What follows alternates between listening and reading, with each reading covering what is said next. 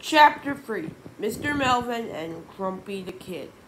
Miss Afro clucked her things and left for home, grumbling under her breath as she passed George and Harold in the hallway.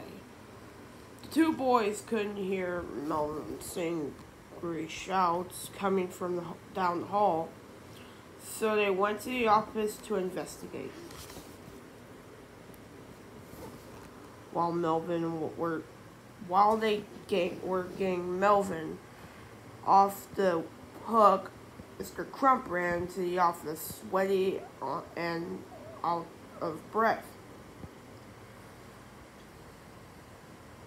"I need you guys gotta help me!" he cried. My mom and dad are trying to kill me. Has the world gone mad? Relax, Einstein, said George calmly, and put some clothes on. George and Harold had already figured out what was going on, so they tried to explain the situation to Melvin and Mr. Crump. "You see," said Harold, "after you guys got morphed together by the Combinotron 2000, we switched the batteries around and separate you. But for such strange reason, it switched your brains around.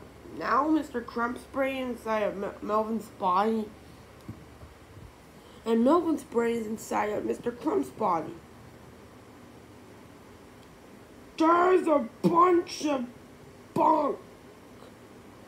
A bunk!" yelled Melvin.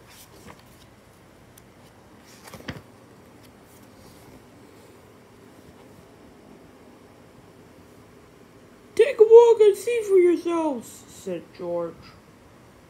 He pulled out a full-length mirror in front of Mr. Crump and Melvin. They looked at themselves in an ostrich. I'm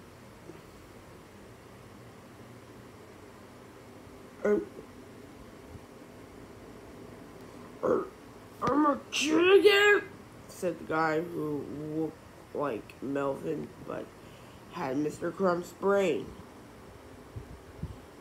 "And I'm an old bald and ugly," cried the guy who looked like Mr. Crump but had Melvin's brain.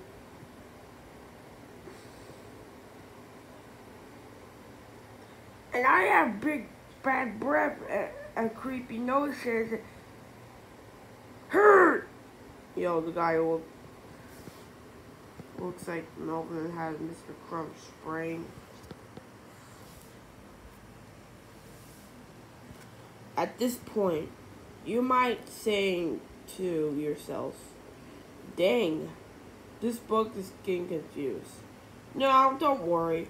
This will all get cheered up by the end of chapter 17.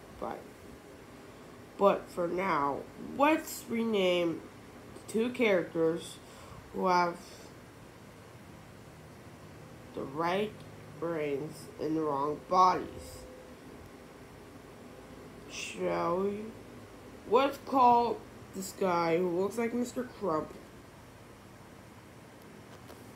but has Melvin Sneedley's brain, Mr. Melvin.